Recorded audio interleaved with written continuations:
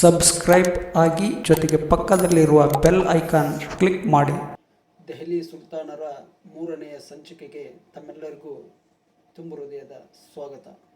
ನಾನು MB ಬಡಿಗೇರ್, ಇತಿಹಾಸ ಉಪನ್ಯಾಸಕ. ಈ ದಿನ ದೆಹಲಿ ಸುಲ್ತಾನರ ಮುಂದುವರಿದ ಭಾಗ ಅಲಾವುದ್ದೀನ್ ಖಿಲ್ಜಿಯ ಪ್ರಮುಖ ಸುಧಾರಣೆಗಳ ಕುರಿತು ಅಧ್ಯಯನವನ್ನು ಕೈಗೊಳ್ಳೋಣ. ಅಲಾವುದ್ದೀನ್ ಖಿಲ್ಜಿಯ ಮಹತ್ವಾಕಾಂಕ್ಷೆಯ ದಿಗ್ವಿಜಯಗಳ ನಂತರ ಈತನ ಪ್ರಮುಖವಾಗಿರ್ತಕ್ಕಂಥ ಸಾಧನೆಗಳಲ್ಲಿ ಆಡಳಿತಾತ್ಮಕವಾಗಿರ್ತಕ್ಕಂಥ ಸುಧಾರಣೆಗಳು ಕೂಡ ಅಷ್ಟೇ ಪ್ರಮುಖವಾಗಿರ್ತಕ್ಕಂಥ ಸುಧಾರಣೆಗಳಾಗಿವೆ.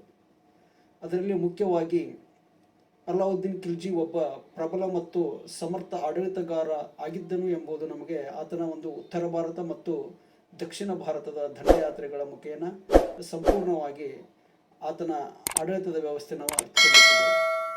ಇವನು ಬಲಿಷ್ಠ ಕೇಂದ್ರ ಸರ್ಕಾರವನ್ನು ರಚಿಸಿದ್ದನು ಅನ್ನೋದು ಇಲ್ಲಿ ಪ್ರಮುಖವಾಗಿರ್ತಕ್ಕಂಥ ಒಂದು ವಿಷಯ ವಸ್ತುವಾಗಿದೆ. ಸೊ ಯಾವುದೇ ಒಂದು ಆಡಳಿತವನ್ನು ನಡೆಸಬೇಕಾದ್ರೆ ಆ ಒಂದು ಪ್ರದೇಶದಲ್ಲಿ ಪ್ರಬಲವಾಗಿರ್ತಕ್ಕಂಥ ಒಂದು ಕೇಂದ್ರ ಸರ್ಕಾರದ ಆಡಳಿತ ವ್ಯವಸ್ಥೆ ಸುಗಮವಾಗಿ ನಡೆದರೆ ಮಾತ್ರ ಅಲ್ಲಿ ಸುವ್ಯವಸ್ಥಿತವಾದಂಥ ಆಡಳಿತವನ್ನು ನಡೆಸಲು ಸಾಧ್ಯವಾಗುತ್ತದೆ. ಸೊ ಹಾಗಾಗಿ ಈ ಒಂದು ಅಲಾವುದ್ದೀನ್ ಖಿಲ್ಜಿ ಉತ್ತಮವಾಗಿರ್ತಕ್ಕಂಥ ಒಂದು ಕೇಂದ್ರ ಸರ್ಕಾರವನ್ನು ರಚನೆ ಮಾಡಿಕೊಂಡು ರಾಜ್ಯದ ಉನ್ನತ ಅಧಿಕಾರ ಹೊಂದಿದ್ದು ಈತನ ಒಂದು ಪ್ರಮುಖವಾಗಿರ್ತಕ್ಕಂಥ ಆಡಳಿತ ವ್ಯವಸ್ಥೆ ಆಗಿತ್ತು. ಈತ ದೈವದತ್ತ ಸಿದ್ಧಾಂತದ ಮೇಲೆ ನಂಬಿಕೆ ಇಟ್ಟು ಆಡಳಿತವನ್ನು ನಡೆಸುವಂಥ ಒಬ್ಬ ಪ್ರಮುಖ ಆಡಳಿತಗಾರನಾಗಿದ್ದ. ಆದ್ದರಿಂದ ಈ ಸುಲ್ತಾನನು ತನ್ನನ್ನು ಭೂಮಿಯ ಮೇಲಿನ ದೇವರ ಪ್ರತಿನಿಧಿ ಎಂದು, ದೇವರ ನೆರಳು ಎಂಬ ಒಂದು ಮನೋಭಾವನೆಯ ಮೇರೆಗೆ ದೆಹಲಿಯಲ್ಲಿ ರಾಜ್ಯಭಾರವನ್ನು ಮಾಡುವ ಒಬ್ಬ ಶ್ರೇಷ್ಠ ಅರಸನಾಗಿ ಹೊರಹೊಮ್ಮಿದ್ದ. ಈತ ಸಾಕಷ್ಟು ದಂಗೆಗಳನ್ನು ತಡೆಗಟ್ಟಲು ಹಲವಾರು ಕ್ರಮಗಳನ್ನು, ಯೋಜನೆಗಳನ್ನು ಜಾರಿಗೆ ತೆಗೆದುಕೊಂಡು ಬಂದದ್ದು ವಿಶೇಷವಾಗಿತ್ತು. ಅವುಗಳಲ್ಲಿ ಮುಖ್ಯವಾಗಿ ಸರ್ದಾರರು ಮತ್ತು ಅಧಿಕಾರಿಗಳ ವೈವಾಹಿಕ ಸಂಬಂಧವನ್ನು ನಿರ್ಬಂಧಿಸಿದ್ದು ಕೂಡ ವಿಶೇಷವಾಗಿದೆ. ಈ ನಿರ್ಬಂಧಿಸುವುದಕ್ಕೆ ಪ್ರಮುಖವಾಗಿರ್ತಕ್ಕಂಥ ಕಾರಣ, ಈ ಸರ್ದಾರರು ಮತ್ತು ಕೆಲವೊಂದಿಷ್ಟು ಅಧಿಕಾರಿ ವರ್ಗದವರು ಅಲಾವುದ್ದೀನ್ ಖಿಲ್ಜಿಯ ಮೇಲೆ ಮುಂದೊಂದು ದಿನ ದಾಳಿ ಮಾಡಬಹುದು ಎಂಬ ಒಂದು ಉದ್ದೇಶಕ್ಕೋಸ್ಕರ ಈ ಸರ್ದಾರರು ಮತ್ತು ಅಧಿಕಾರಿಗಳ ನಡುವಿನ ವೈವಾಹಿಕ ಸಂಬಂಧವನ್ನು ಸಂಪೂರ್ಣವಾಗಿ ದೆಹಲಿಯಲ್ಲಿ ನಿರ್ಬಂಧಿಸುತ್ತಾನೆ ಒಂದು ಅಲಾವುದ್ದೀನ್ ಖಿಲ್ಜಿ. ಜೊತೆಗೆ ಗುಪ್ತ ಸಭೆ ಮತ್ತು ಔತಣಕೂಟಗಳನ್ನು ಸಂಪೂರ್ಣವಾಗಿ ದೆಹಲಿಯಲ್ಲಿ ನಿರ್ಬಂಧವನ್ನು ಹೇರ್ತಾನೆ. ಈ ರೀತಿಯಾದಂಥ ಏನಾದರೂ ಗುಪ್ತ ಮತ್ತು ಔತಣಕೂಟಗಳು ಜಾರಿಗೆ ಬಂದರೂ ಕೂಡ ಅವುಗಳ ಮೇಲೆ ನಿಗಾ ವಹಿಸಲು ಗುಪ್ತಚರ ಇಲಾಖೆ ಒಂದನ್ನು ಕೂಡ ಸ್ಥಾಪನೆ ಮಾಡಿದ್ದನು ಈ ಒಂದು ಖಿಲ್ಜಿ. ಇದಾಗ್ಯೂ ಕೂಡ ಆ ರೀತಿಯಾದಂಥ ಗುಪ್ತ ಸಭೆ ಮತ್ತು ಔತಣಕೂಟಗಳು ನಡೆದರೆ ಅವರ ಮೇಲೆ ಹೆಚ್ಚುವರಿ ಸಂಪತ್ತನ್ನು ಮುಟ್ಟುಗೋಲು ಹಾಕಿಕೊಂಡಿದ್ದು ಕೂಡ ನಾವು ದೆಹಲಿಯ ಸುಲ್ತಾನರ ಒಂದು ಆಡಳಿತದ ಅವಧಿಯಲ್ಲಿ ಗಮನಿಸುತ್ತೇವೆ. ಜೊತೆಗೆ ಇಡೀ ದೆಹಲಿಯ ಸಾಮ್ರಾಜ್ಯದಲ್ಲಿ ಸಂಪೂರ್ಣವಾಗಿ ಮದ್ಯಪಾನ ಮತ್ತು ಜೂಜಾಟವನ್ನು ನಿಷೇಧಿಸಿ ತಾನೂ ಕೂಡ ಆ ಒಂದು ಹವ್ಯಾಸಗಳಿಂದ ದೂರವಿದ್ದುದು ಕೂಡ ಇಲ್ಲಿ ವಿಶೇಷವಾಗಿದೆ. ದೆಹಲಿಯಲ್ಲಿ ಉಲೇಮರು ಆಡಳಿತದಲ್ಲಿ ಹಸ್ತಕ್ಷೇಪ ಮಾಡುವುದನ್ನು ಸಂಪೂರ್ಣವಾಗಿ ತಡೆದಿದ್ದು ಕೂಡ ಅಲಾವುದ್ದೀನ್ ಖಿಲ್ಜಿಯ ಪ್ರಮುಖವಾಗಿರ್ತಕ್ಕಂಥ ಆತನ ಒಂದು ಆಡಳಿತ ವ್ಯವಸ್ಥೆಯಲ್ಲಿ ಕಂಡುಬರ್ತಕ್ಕಂಥ ಅಂಶಗಳಾಗಿವೆ. ಸೊ ಅದರ ಜೊತೆಗೆ ಅಲಾವುದ್ದೀನ್ ಖಿಲ್ಜಿಯ ಸೈನಿಕ ಸುಧಾರಣೆಗಳನ್ನು ನಾವು ಅವಲೋಕನ ಮಾಡಿದಾಗ, ಸೊ ಮೊದಲನೇದಾಗಿ ಕಂಡುಬರ್ತಕ್ಕಂಥದ್ದು ತನ್ನ ಸಾಮ್ರಾಜ್ಯ ರಕ್ಷಣೆ ಮಾಡಿಕೊಳ್ಳುವುದಕ್ಕೋಸ್ಕರ ಅಲಾವುದ್ದೀನ್ ಖಿಲ್ಜಿಯು ಪ್ರಬಲ ಮತ್ತು ಬೃಹತ್ ಸರ್ವಸನ್ನದ್ಧವಾಗಿರ್ತಕ್ಕಂಥ ಸೈನ್ಯವನ್ನು ರಚಿಸಿಕೊಂಡು ಯುದ್ಧಗಳನ್ನು ಕೈಗೊಂಡಿದ್ದನ್ನು ನಾವು ಹೋದ ಅವಧಿಯಲ್ಲಿ ಅಧ್ಯಯನವನ್ನು ಮಾಡಿದ್ದೀವಿ. ಸೊ ಅಷ್ಟೊಂದು ಅಪಾರವಾಗಿರ್ತಕ್ಕಂಥ ಸೈನ್ಯವಿದ್ದರೆ ಮಾತ್ರ ಈತ ದಿಗ್ವಿಜಯಗಳನ್ನು ಕೈಗೊಂಡು ಅದರಲ್ಲಿ ಯಶಸ್ವಿಯನ್ನು ಕಾಣೋದಕ್ಕೆ ಸಾಧ್ಯವಾಯಿತು ಅನ್ನೋದನ್ನು ನಾವಿಲ್ಲಿ ಗಮನಿಸಬೇಕು. ಎರಡನೆಯದಾಗಿ ಕುದುರೆಗಳಿಗೆ ಮುದ್ರೆ ಹಾಕುವಂಥ ಒಂದು ಪದ್ಧತಿ, ಧಾಗ್ ಪದ್ಧತಿ ಅಂತ ಹೇಳಿ ಕರಿತೀವಿ. ಸೊ ಈ ಪದ್ಧತಿಯನ್ನು ಜಾರಿಗೆ ತೆಗೆದುಕೊಂಡು ಬಂದಿದ್ದು ಕೂಡ ಅಲಾವುದ್ದೀನ್ ಖಿಲ್ಜಿಯ ಒಂದು ಆಡಳಿತ ಸುಧಾರಣೆಗಳಲ್ಲಿ ಪ್ರಮುಖವಾಗಿದೆ.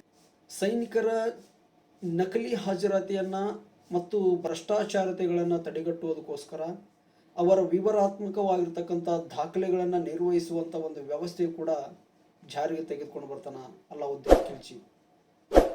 ಮೂರನೆಯದಾಗಿ ಅವನು ಜಹಾಂಗೀರ್ ಪದ್ಧತಿಯನ್ನು ರದ್ದುಪಡಿಸಿ ನಗದು ರೂಪದಲ್ಲಿ ವೇತನವನ್ನು ನೀಡಲಾರಂಭಿಸಿದ್ದು ಕೂಡ ವಿಶೇಷವಾಗಿದೆ. ನಾಲ್ಕನೆಯದಾಗಿ ಸೈನಿಕರಿಗೆ ವಾರ್ಷಿಕವಾಗಿ 234 ಟಂಕ್ಗಳ ವೇತನ ನಿಗದಿಪಡಿಸಿದ್ದನು. ಇದರ ಜೊತೆಗೆ ಪ್ರತಿಯೊಬ್ಬ ಸೈನಿಕನು 2 ಕುದುರೆಗಳನ್ನು ನಿರ್ವಹಿಸುತ್ತಿದ್ದನು. ಈ ಕುದುರೆಗಳನ್ನು ನಿರ್ವಹಿಸುವುದಕ್ಕೋಸ್ಕರ ಖಿಲ್ಜಿ ಪ್ರತಿಯೊಬ್ಬ ಸೈನಿಕನಿಗೆ 72 ಟಂಕ್ಗಳಷ್ಟು ಹೆಚ್ಚುವರಿ ಹಣವನ್ನು ನೀಡಿದ್ದು. ಐದನೆಯದಾಗಿ ಆರಿಜ್ ಇ ಮುಮಾಲಿಕ್ ಎಂಬ ಅಧಿಕಾರಿಯು ಸೈನಿಕ ನೇಮಕಾತಿಯ ಅಧಿಕಾರವನ್ನು ನೋಡಿಕೊಳ್ಳುವಂಥ ಒಬ್ಬ ವ್ಯಕ್ತಿಯಾಗಿದ್ದನು. ಇದು ಆತನ ಒಂದು ಸೈನಿಕ ಸುಧಾರಣೆಗಳಲ್ಲಿ ಕಂಡುಬರುವಂಥ ಪ್ರಮುಖವಾಗಿರ್ತಕ್ಕಂಥ 5 ಲಕ್ಷಣಗಳನ್ನು ನಾವಿಲ್ಲಿ ಗಮನಿಸ್ತೀವಿ. ಸೊ ಎರಡನೆಯ ಒಂದು ಸುಧಾರಣೆ ಕಂದಾಯ ಸುಧಾರಣೆಗಳು. ಈ ಕಂದಾಯ ಸುಧಾರಣೆಯಲ್ಲಿ ಮುಖ್ಯವಾಗಿ ಬರ್ತಕ್ಕಂಥ ಮೊದಲನೆಯದು ಅಲಾವುದ್ದೀನ್ ಖಿಲ್ಜಿ ವೈಜ್ಞಾನಿಕ ತಳಹದಿಯ ಮೇಲೆ ಭೂಮಾಪನ ಪದ್ಧತಿಯನ್ನು ಆರಂಭಿಸಿ ಭೂ ಕಂದಾಯವನ್ನು ನಿಗದಿಪಡಿಸಿದ್ದನು. ಜೊತೆಗೆ ಸರ್ದಾರರು, ಜಾಗೀರ್ದಾರರು ಮತ್ತು ಉಲೇಮಾರ್ ಮೇಲೆ ಹೆಚ್ಚಿನ ತೆರಿಗೆಯನ್ನು ವಿಧಿಸುವಂಥ ಒಂದು ಪದ್ಧತಿಯನ್ನು ಜಾರಿಗೆ ತೆಗೆದುಕೊಂಡು ಬಂದಿದ್ದ. ಮುಸ್ಲಿಮೇತರ ಮೇಲೆ ಜಜಿಯಾ ಪದ್ಧತಿಯನ್ನು ಕೂಡ ಈ ಒಂದು ಅಲಾವುದ್ದೀನ್ ಖಿಲ್ಜಿ ಹೇರಿದ್ದ. ಅವರು ಯಾತ್ರಾ ತೆರಿಗೆ, ಸರಕು ತೆರಿಗೆ ಮುಂತಾದವುಗಳೊಂದಿಗೆ ಇದನ್ನು ಅರಸರಿಗೆ ನೀಡಬೇಕಾಗಿರ್ತಕ್ಕಂಥ ಒಂದು ಹೆಚ್ಚುವರಿ ತೆರಿಗೆಯಾಗಿತ್ತು. ರೈತರಿಂದ ಭೂ ಕಂದಾಯವನ್ನು ಸಂಗ್ರಹಿಸಲು ಮುಸ್ತಕ್ ರಾಜ್ ಎಂಬ ವಿಶೇಷ ಅಧಿಕಾರಿಯ ಹುದ್ದೆಯನ್ನು ಕೂಡ ಸೃಷ್ಟಿಸಿದ್ದ. ಅಲಾವುದ್ದೀನ್ ಖಿಲ್ಜಿಯ ಪ್ರಮುಖವಾಗಿರ್ತಕ್ಕಂಥ ಮೂರನೆಯ ಸುಧಾರಣೆ ಆರ್ಥಿಕ ಸುಧಾರಣೆಗಳು.